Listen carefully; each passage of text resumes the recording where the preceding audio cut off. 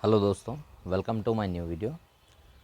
दोस्तों, आज की इस वाली वीडियो में आप लोगों को एसआईआर का फॉर्म जो है कैसे फ़िलअप करते हैं, आप लोगों को क्या क्या करना होगा, कैसे कैसे फ़िलअप करना होगा, इसके बारे में कंप्लीट डिटेल में बताने वाला हूं। तो जितने भी लोग अभी तक मेरे पेज को फॉलो नहीं किए, सभी से रिक्वेस्ट है कि मेरे पेज को फॉलो कर लें, वीडियो को लाइक कर लें, और आपको जो भी प्रॉब्लम आ रहा है एसआईआर के थ्रू मुझे कमेंट में बता सकते हैं। और वीडियो पसंद आई तो ज़्यादा से ज़्यादा शेयर करें फ्रेंड्स। तो चलिए आपको आज की इस वाली वीडियो में कंप्लीट एसआईआर का फॉर्म कैसे फिलअप करते हैं, एंड आप लोगों के घर पे जो बीएलओ आएंगे, जो एसआईआर का फॉर्म आप लोगों को देंगे, तो कैसे कैसे फिलअप करना है, क्या क्या फॉर्मेलिटीज़ पूरी करनी है और उनको कैसे देना है कंप्लीट करके, इसके बारे में डिटेल में बताने वाला हूँ फ्रेंड्स। तो वीडियो को पूरा कंप्लीट एंड तक ज़रूर देखना। फॉर्म एनुमरेशन मिलते ही आपको ऊपर name and contact number of BLO printed होकर आएगा, यानी कि आपका बीएलओ का नाम और कॉन्टैक्ट नंबर प्रिंट होकर आएगा। और फर्स्ट बॉक्स में यानी कि ये है कि फर्स्ट कॉलम है, फर्स्ट कॉलम में 5 बॉक्सेस रहते हैं। 5 बॉक्स में फर्स्ट बॉक्स में इलेक्ट्रॉल्स नेम, एपिक नंबर, एड्रेस ये प्रिंट होकर आएगा। उसके बाद दूसरे में serial number, part number and name, AC PC name यानी कि कॉन्स्टिट्यूएंसी नेम, स्टेट प्रिंटेड होकर आएगा। उसके बाद तीसरे में क्यूआर कोड प्रिंट होकर आएगा। और चौथे में आपकी ओल्ड फोटो यानी कि पुरानी जो वोटर आईडी में है वो फोटो यहां पर प्रिंट होकर आएगी आपकी। उसके बाद 5वें में ये आके बहुत इंपॉर्टेंट है, यहां पर आपकी recent passport size background white रहना चाहिए, वो फोटो आपको पेस्ट करना पड़ेगा इधर पर। कॉलम हो गया। अभी आके दूसरा कॉलम है।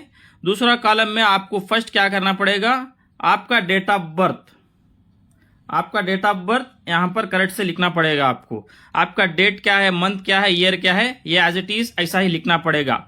उसके बाद आपको आधार नंबर, अगर आपके पास आधार है तो लिख सकते हैं, नहीं तो उसको ब्लैंक छोड़ सकते हैं। उसके बाद आपको मोबाइल नंबर, मोबाइल नंबर इधर पर आपका जो रिसेंट मोबाइल नंबर है वही नंबर लिखना पड़ेगा आपको। और फोर्थ में फादर्स गार्डियंस नेम, यानी कि आपके फादर का नाम, या कोई गार्डियन है तो गार्डियन का नाम भी लिख सकते हैं। और फादर के पास वोटर आईडी है तो फादर्स का epic number, voter ID number इधर पर लिखना पड़ेगा आपको। और उसके बाद है कि मदर्स का नाम, इधर पर मदर्स का नाम लिखना पड़ेगा। और मदर्स का नाम के बाद आपको मदर्स का वोटर आईडी नंबर इधर पर लिखना पड़ेगा। वो होने के बाद उसके बाद स्पोस नेम, यानी कि स्पोस नेम यानी कि अगर आप शादीशुदा है तो आप हस्बैंड है तो आप वाइफ का नाम लिख सकते हैं, अगर आप वाइफ है तो अगर हस्बैंड का नाम यहां लिख सकते हैं। स्पोस का मतलब हस्बैंड या वाइफ को कहा जाता है। उसके बाद अगर हस्बैंड या वाइफ का नाम डाल रहे हैं, उनका एपिक नंबर है तो यहां पर एपिक नंबर लिखना पड़ेगा आपको।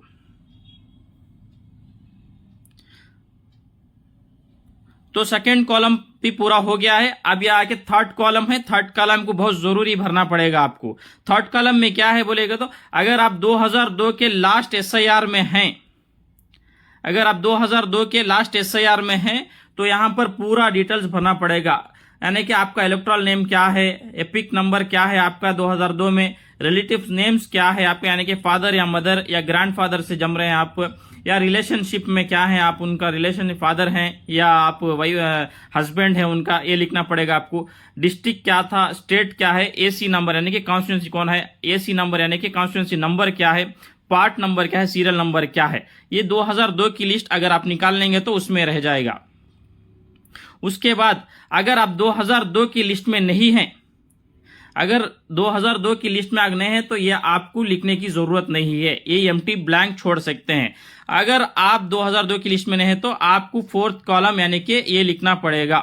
आपके रिलेटिव यानी कि आपके फादर का या अगर हस्बैंड का या आपके ग्रैंडफादर का या ग्रैंड मदर का अगर किसी का डिटेल्स है तो उनका नाम यहां पर डालना पड़ेगा। उनका नाम डालने के बाद एपिक नंबर, उनका अगर वो टाइम पर एपिक नंबर है तो एपिक नंबर डालना पड़ेगा।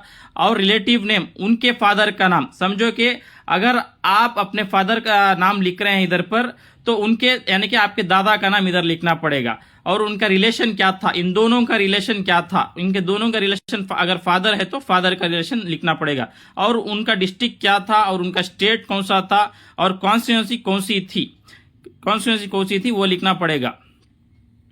उसके बाद